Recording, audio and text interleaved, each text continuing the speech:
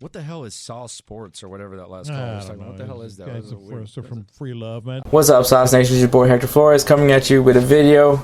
It's going to be my thoughts on all the trades that James Click made for the Houston Astros this trade period towards the deadline. They made only one deadline move, but they made some trades through, in the days coming. I'll give you guys my thoughts overall these trades, but yeah, we're gonna break down each trade. And I'm gonna tell y'all what we got, what we lost, things like that, and then tell y'all if I like the trade or not. Which, to be honest, I actually do like all these trades, to be fair. But yeah, so please like this video, comment, tell me your guys' thoughts on these trades. Do you think James Click did good? Do you guys hate James Click and you're gonna continue to hate James Click because he's just not Jeff Lou now? Tell me your thoughts. But yeah, and then also obviously subscribe to Saw Sports if you guys haven't, and then click on the notification bell so you'll be notified when we drop videos just like this, and of course when we do our live streams at 7 p.m. How do you get notified about these live streams besides getting the notification bell? Well, pretty simple. You follow us on Instagram and Twitter at SawSportsHTX. That's a good way to do it. Or if you want an even better heads up, you can go ahead and join the Discord. How do you join the Discord? Either becoming a member of the Patreon or a YouTube member. So those are your two options, but you get some exclusive things that the rest of the regular sauce doesn't get. So if you guys want that, and also you'll be helping us out on the financial part so we can keep growing and give you guys a better Saw Sports. So if you guys want that, go ahead and do that as well. But without further ado, let's get going with this video. Alright, man, so the first trade, the Houston Astros traded Abraham Toro and Joe Smith to the Seattle Mariners for Rafael Montero and Kendall Graveman. What was crazy was this trade happened literally in the middle of the series between the Seattle Mariners. So literally one day you had Abraham Toro playing, and then the next day you had Abraham Toro playing for the Astros, and then the next day Abraham Toro was playing for the Seattle Mariners. And actually it looked pretty good for the Seattle Mariners. But anyways, let's first talk about Abraham Toro and Joe Smith. So Abraham Toro with the Astros. So the fun part about Baseball Reference is that whenever a player gets traded, they'll show you their stats with just the team that they were with. So there's the year overall, but then there's also with the team that they are and were with. So that's the cool thing about Baseball Reference. I use Baseball Reference a lot. But Abraham Toro, obviously he's an infielder, mainly he's played third base, second base. I believe the Seattle Mariners have used him as shortstop and also can play first as well. So he can basically play the whole infield. So Abraham Toro had a batting average of .211, had an on-base percentage of .287, had a slugging of .385, had an OPS of .672, and had 6 home runs. Some people are going to say that like the Astros, swindle the Seattle Mariners. I don't think so. I think Abraham Toro is a great player to have for what the Seattle Mariners are trying to do, and that's basically rebuilding that team. They've already have a very young roster, and to get a third baseman, which I think that's the move that they're going for, because the thing is just Kyle Seager, who is currently their third baseman, I don't think is part of their future plan, especially where Kyle Seager is at his age. So I think that this was a move that they needed to make. They're preparing themselves to go on without Kyle Seager, and Abraham Toro finally gets to go somewhere where he's going to play, because let's face it, their base is locked up by Alex Bregman. Obviously, depending on his health, that's going to be Alex Bregman's spot. So Abraham Toro just doesn't have a spot with the Astros. Now, if you're Ray, you love him because he's a switch hitter. That's if you guys want to know, Ray has a soft spot for switch hitters. But so there is that. And then let's talk about Joe Smith. Joe Smith this season has been rough. He has a 7.48 ERA, has a 1.800 WHIP, and has 17 strikeouts. Joe Smith just couldn't find it this year. He is definitely different from what he was in 2019, where he had a really great year. I'll tell you my thoughts personally on Joe Smith. Now, I know that he is the clubhouse loves him. Like, he's a great guy. Like, the bullpen guys love him. He's actually been quite the mentor for this young bullpen that the Astros have. The issue is just, and it's not so much of I think Joe Smith is bad. I just have a thing with submarine type pitchers, or pitchers that pitch with a side, and that even includes Nishek. guys like Nishik. I just don't like those pitchers because you just don't really know where those pitchers are gonna be. I feel like they may have a way. I mean, obviously they have worked with that style of pitching, but with me, it's just you just don't know where the ball's gonna go, and that terrifies me. And so I have never liked sidewinders or submarine type pitchers because I hate those pitchers. Like, if it was up to me, I would know that would be my reason not to get Joe Smith. I did like what Joe Smith was able to do in 2019, but he just hasn't been the same. Obviously, took a year off in 2020 to be with his family, and obviously his had a loss in his family. But yeah, Joe Smith just hasn't had a good year and hasn't had a good season. So I mean, the Astros, maybe he just needs a change of scenery, and then obviously the Astros get away from that contract of Joe Smith's. So it's a win-win for the Astros on that part. Now let's talk about who the Astros got. And I mean, we went on this whole thing about the two players that we gave up, but Rafael Montero has he's a right-handed pitcher, bullpen arm as well. Has an ERA of 7.27, has a WHIP of 1.638, and has 37 strikeouts.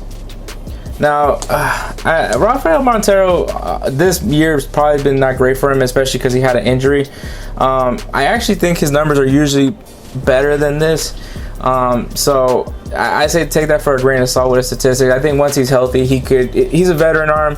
The big issue for the Astros is that they need to get veteran arms, and Rafael Montero is a veteran arm. I think it's a guy that for sure can be worked with Brett Strom. I just think maybe the injury clearly, because like I said, he went into the IL. He was gonna he was designated anyways, but I think he was also in the IL. So the injury probably could have been the reason why he has that high of an ERA. But we'll see how he looks when he comes in. I know he made an appearance in that Giants series, so didn't look terrible to me. But obviously that's just one game. You gotta see what he does for a lot more. But yeah, so that's Rafael Montero. So Kendall Graveman, this is the premier one. This is the big part of this trade, is getting Kendall Graveman, who's also a bullpen arm, can kind of be argued as a closer. He has an ERA of 0.82. He has a WHIP of 0.697, has 10 saves and 34 strikeouts. So for the Mariners, Kendall Graveman has been their closer. Some people may wonder, is it going to be Presley or is it going to be Graveman? I think you can maybe switch it with one or the other. I think it's just going to be a case-by-case basis. Who's pitching better than the other one is going to be what really decides it. At this point, it's just like with the season, you can kind of see who's better, and then the postseason, then you'll have more of a definite answer when it comes to who's going to be our closer and who's going to be our setup guy. If you're going to ask me, I think I like Ryan Presley more as a setup type pitcher, and I think Kendall Graveman should be the closer. But like I said, case by case, watch how he does so far in an Astros uniform. Doesn't look bad in an Astros uniform. So like I said, it's going to be kind of case by case. I don't know who definitely will be the closer, but there's that. Now over on this trade, I like this trade. I think it was a great trade. You got Kendall Graveman. That's like the highlight of all of it. Sucks that you give up Toro. I think he's a promising player. I think he's gonna have a good career in the MLB and I think you saw it this season as he finally got a good eye for the ball. You guys are gonna probably talk about that batting average, but let's face it, he doesn't play that much, so he's not gonna have those numbers as far as batting average goes. But when he was in Sugarland, he did have really great numbers over at Sugarland. So I think that he's in a good situation in Seattle. I think Seattle is going to be a team that's going to be kind of competing with the Astros in the future. They're looking already really good right now because they are in third right now in the AL West. So they are kind of competing with the Oakland Athletics right now. So Seattle, I mean, they're young right now. I'm sure once they get some savvy veteran type players, this team could be looking at it as a possible competitor for the Houston Astros in the future. And not even like I'm saying deep in the future, like literally maybe in the next 2 seasons, this team is primed and ready to become a competitor for the Astros. So that is my thoughts on this trade. All right, man, for the second trade that happened, the Astros trade Brian De La Cruz and Austin Pruitt for Yimi Garcia of the Miami Marlins. So I'm just going to take a quick humble brag right now. Yimi Garcia was in my top 5 players the Astros should look into trading for. So I'm glad that you know one player I featured made it to the Astros. I do believe Daniel Hudson did get traded. I know for sure. Starling Marte got traded, and Michael Givens got traded. The guy from Pittsburgh, my number one guy, I think I kind of was a little premature with him because I think he didn't get as many play games so far with the Pirates. But you know what, 4 out of 5, I'll take it. But take it for a grain of salt. But Yimi Garcia is definitely a player that I wanted, and I'm glad that he's here. So let's talk about first the guys that we gave up. So Brian De La Cruz, he's a right fielder. Right now, playing in the minors.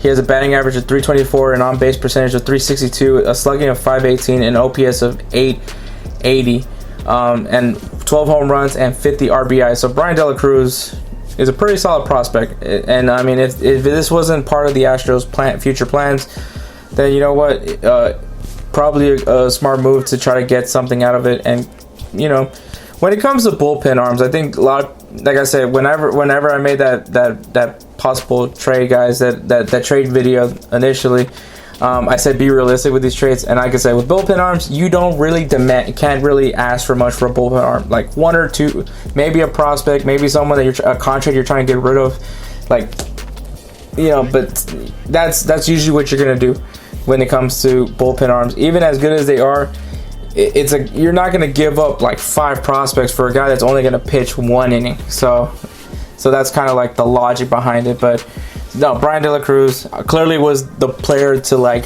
hey, you know, here's this guy, you know,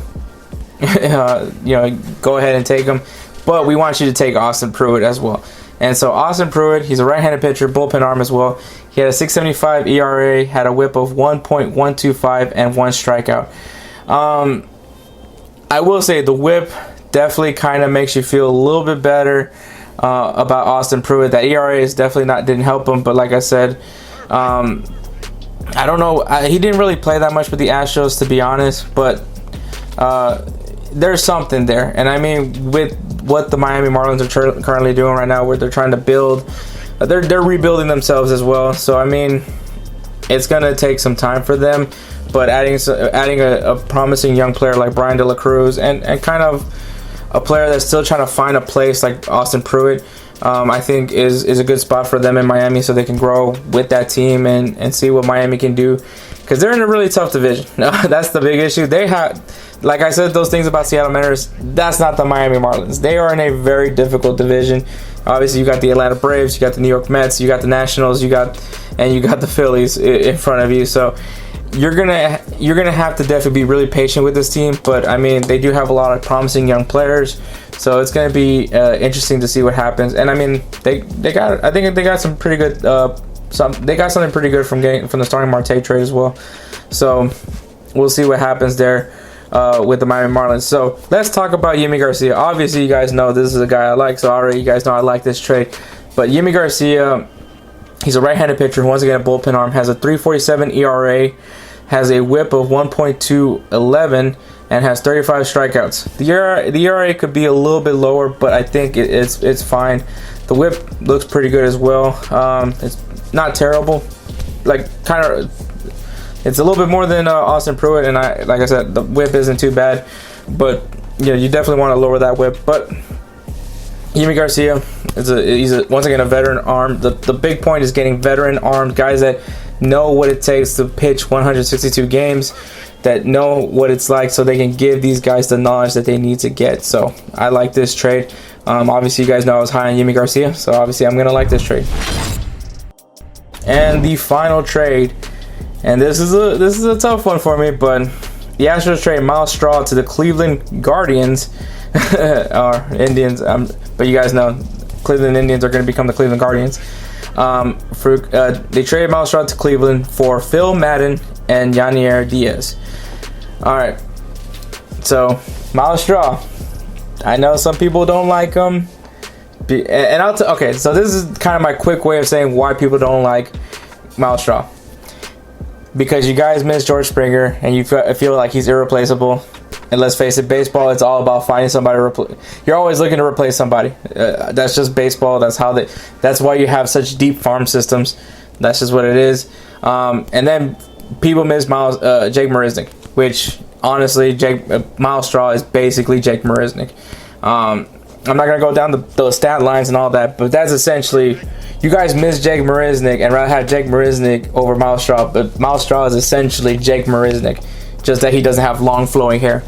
But Miles Straw this season for the Houston Astros, obviously a center fielder, had a .262 batting average, had an on-base percentage of .339, had a slugging of .326, had an OPS of .665, had 2 home runs, which is crazy because he's just not a long ball hitter. And he had 34 RBIs and 17 stolen bases. I like Miles Straw. I think Miles Straw was really good. He's very fast. That's one of the reasons why he plays center field, is because he's fast. He's so fast that he makes fast people look not so fast. That running joke from the longest yard. But yeah, it sucks that we're gonna lose Miles Straw. But I think obviously, when you think logically, because that's what baseball GMs normally do, you have Miles Straw, and you also have Chas McCormick. Chas McCormick probably would say could be the better power hitter than compared to Miles Straw. It could be a better power hitter than Miles Straw. And then you have Myers in Sugarland doing his thing. And matter of fact, as soon as they traded Miles Straw, Myers ended up getting the call up. So it makes sense. You have these 2 younger players.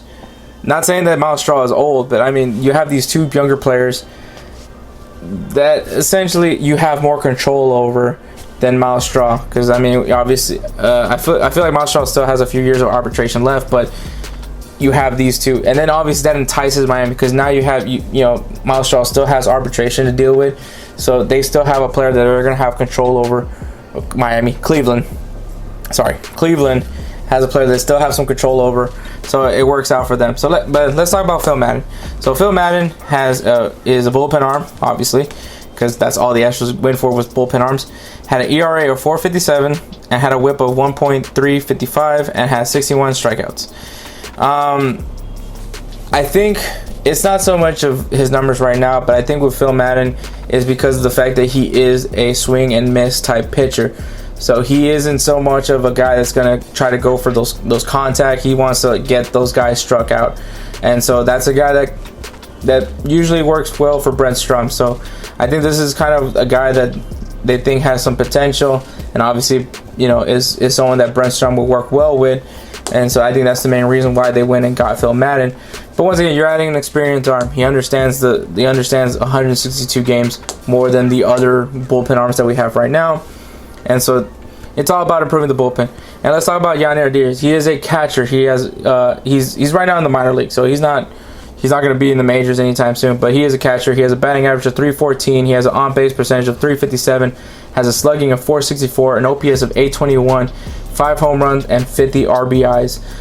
Yannier Diaz is kind of like just, it'd be nice to have.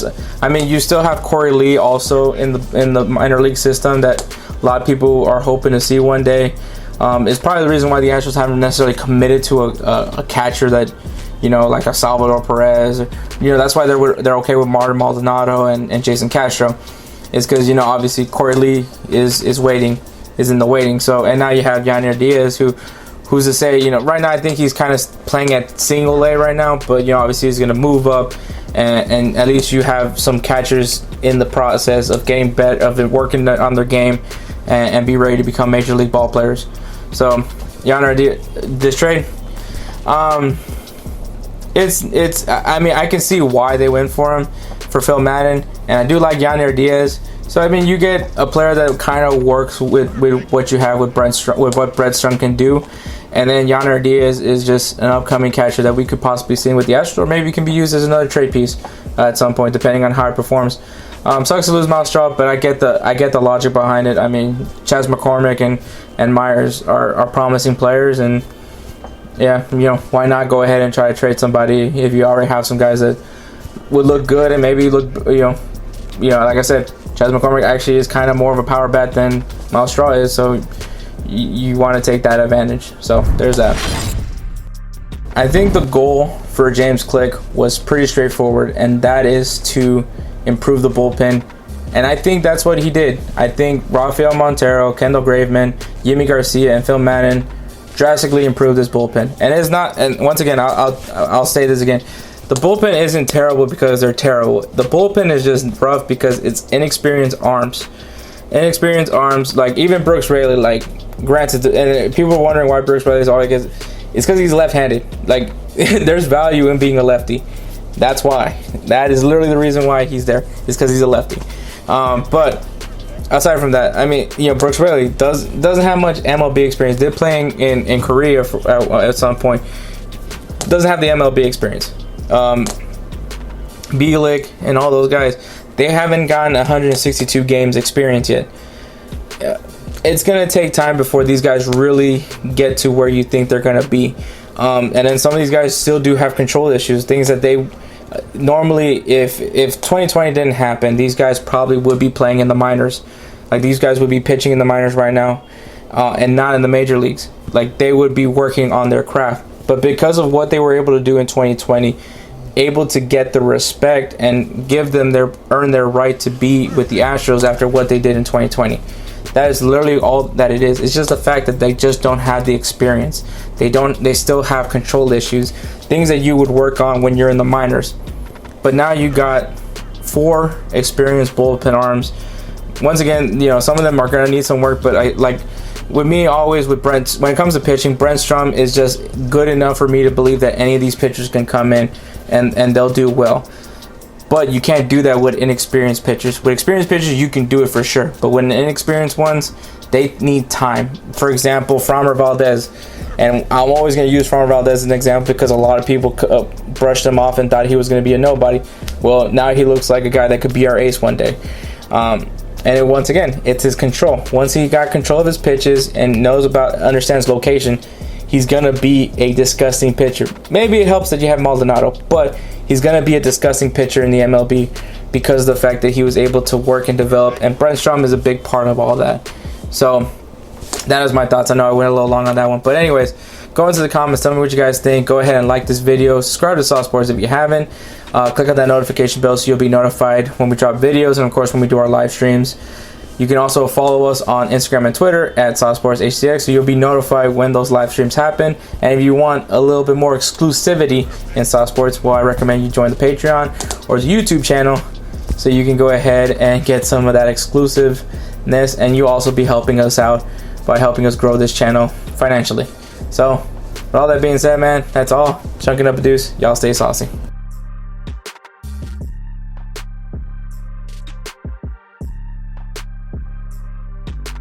Perfect.